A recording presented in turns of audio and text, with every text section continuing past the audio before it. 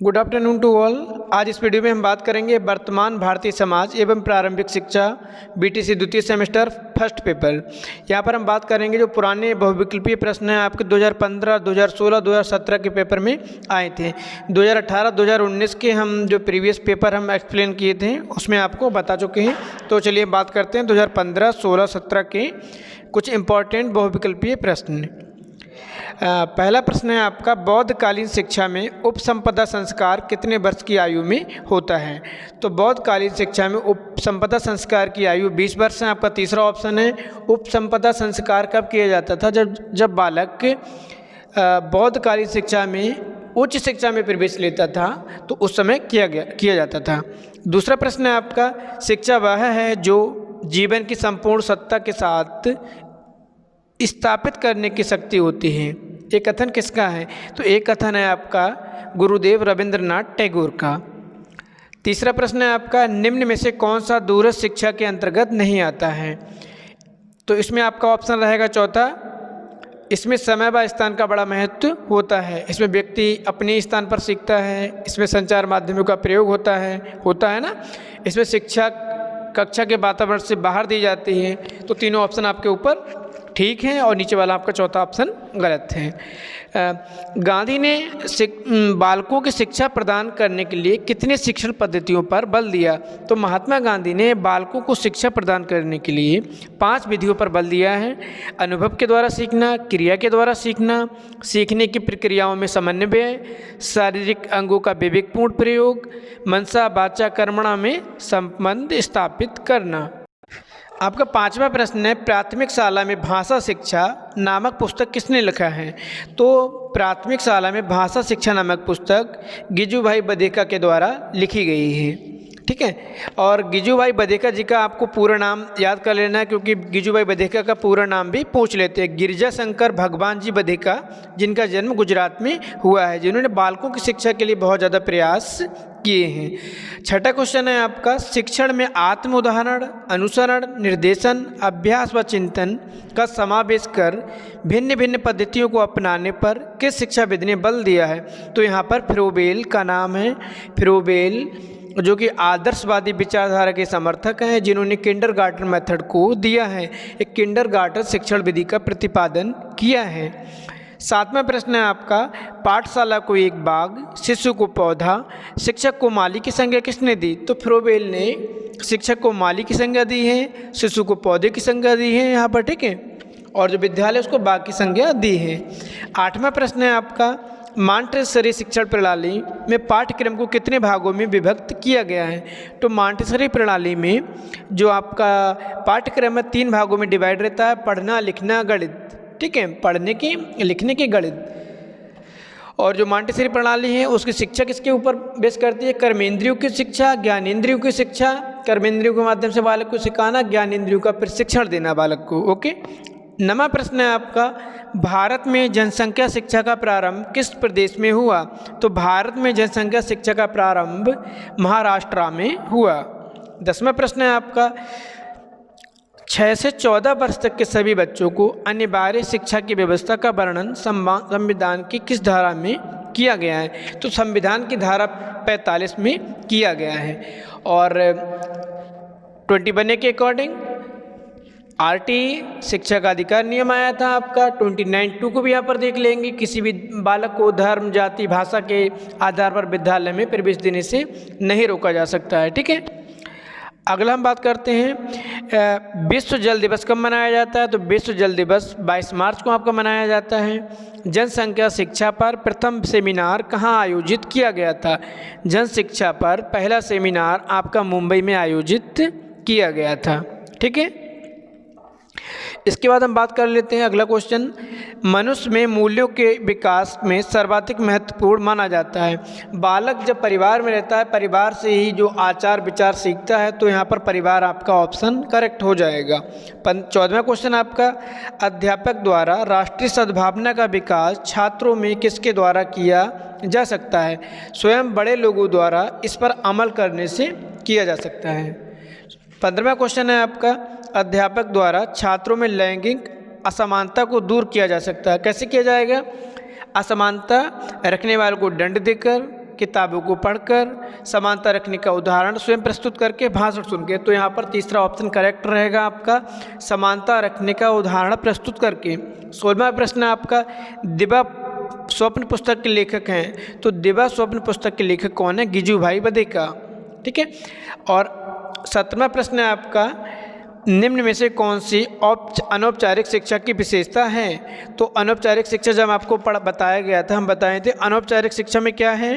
अनौपचारिक शिक्षा कोई समय निश्चित नहीं है, कोई स्थान निश्चित नहीं है, स्वतंत्र होती है। तो यहाँ आपका उपयुक्त सभी हो जाएगा। ठीक है।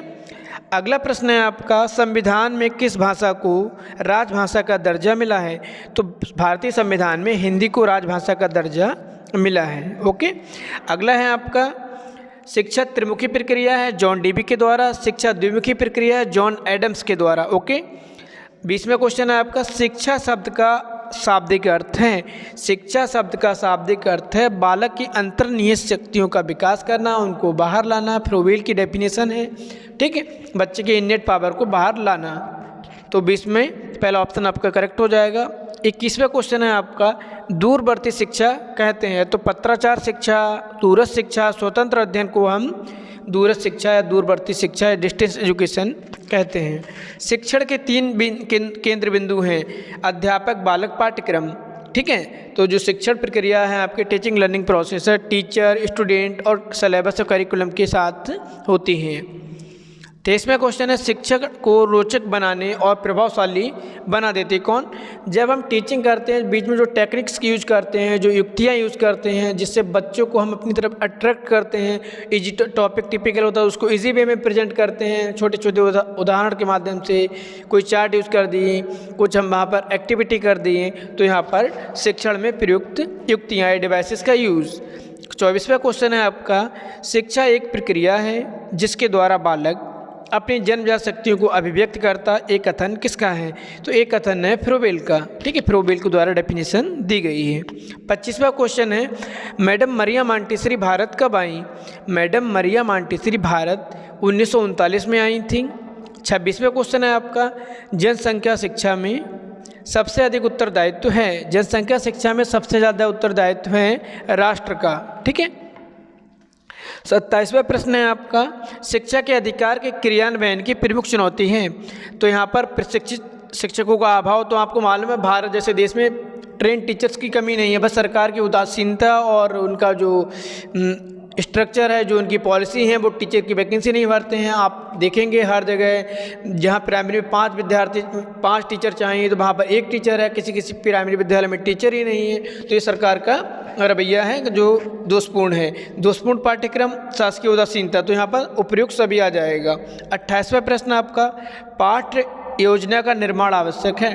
पाठ्य योजना, लेसन प्लानिंग हम इसलिए करते हैं, शिक्षण को सिक्वेंसली एक क्रमबद्ध तरीके से पूरा किया जा सके। तो यहाँ पर चौथा ऑप्शन आपका करेक्ट हो जाएगा, शिक्षण को योजनाबद्ध करने हेतु।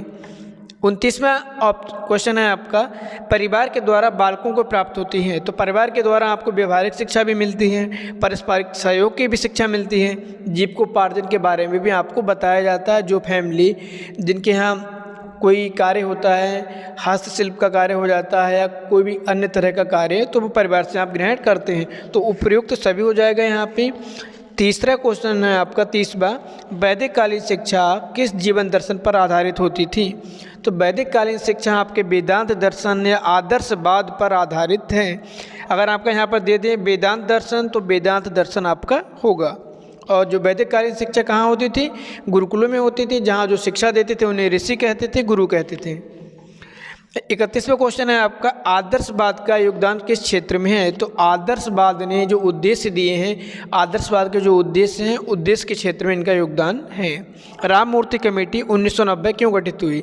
राम मूर्ति कमेटी का गठन इसलिए किया गया था, राष्ट्रीय शिक्षा नीति 1986 में कुछ कमियां थीं, उन कमियों को दूर करने के लिए इस कमेटी का गठन किया गया था या समीक्षा के लिए किया गया था। 33वां क्वेश्चन है आपका, राधा कृष्णन आयोग आपका उच्च शिक्षा से संबंधित है। वीडियो में बताया भी गया था पहले की। बुड़का आज्ञा पत्र 19 जुलाई 1854 को पब्लिश हुआ, ये भी आपको बताया गया था। निषेध सिद्धांत आपका मैकाले के द्वारा दिया गया है, ये भी बताया गया है। ओके, मैकाले ने अपना प्रतिवेदन कब दिया था? 1935 में दिया था। 37 वैदिक कालीन शिक्षा का प्रमुख संस्कार क्या था? उपनयन संस्कार। उपसंपदा संस्कार आपका बौद्ध कालीन शिक्षा में होता था, जब बच्चा हायर एजुकेशन में एडमिशन लेता था उस समय होता था। पवज्जा संस्कार आपका बौद्ध कालीन शिक्षा का है, जब बालक मठों व विहारों में प्रवेश लेता था प्राथमिक शिक्षा में तब होता था। आपका बिस्मिल्लाह संस्कार मुस्लिम कालीन शिक्षा या मुग़ल कालीन शिक्षा में 4 वर्ष 4 माह 4 दिन में होता था, जहाँ बालक से कुरान की आयतें कंठस्थ कराई जाती थी। अगर बालक नहीं कर पाता था तो बिस्मिल्लाह शब्द कहकर उसका प्रवेश ले लिया जाता था। प्रारंभिक शिक्षा प्रारंभ होती है बाल्यावस्था में होती है। शिशुअवस्था में आपको भी मालूम है कि बालक घर पे खेलता है, उसका डेवलपमेंट होता है और बालक की वो एबिलिटी नहीं होती है, कैपेसिटी नहीं होती है वो शिक्षा ग्रहण कर पाए, तो बाल्यावस्था। 39वां क्वेश्चन है आपका स्वस्थ शरीर में स्वस्थ मस्तिष्क का निर्माण होता है। बहुत ज़्यादा आपका पॉपुलर स्टेटमेंट है अरस्तु का। शिक्षा का प्रमुख उद्देश्य है बालक का सर्वांगीण विकास। सर्वांगीण विकास के अंदर शारीरिक विकास, मानसिक विकास, नैतिक विकास, चारित्रिक विकास, सामूहिक विकास, सभी प्रकार के विकास समाहित हो जाते हैं। 41वां प्रश्न है आपका बालक का मस्तिष्क कोरी स्लेट की तरह है। ये कथन किसका है? रूसो का कथन है आपका। मदरसों में शिक्षा का माध्यम था फारसी भाषा था। मदरसे उच्च शिक्षा के केंद्र थे, मकतब प्राथमिक शिक्षा के केंद्र थे मुग़ल कालीन शिक्षा में। 43वां प्रश्न है आपका वैदिक कालीन शिक्षा में क्या होता था? वेद उपनिषद का ज्ञान कराया जाता था। 44वां आपका किंडरगार्टन प्रणाली के जन्मदाता कहे जाते हैं फ्रोबेल, जिन्होंने इस विधि का प्रतिपादन किया। 45वां आपका पांडिचेरी में किस महान शिक्षा शास्त्री ने आश्रम की स्थापना की? तो अरविंद घोष ने पांडिचेरी में आश्रम की स्थापना की।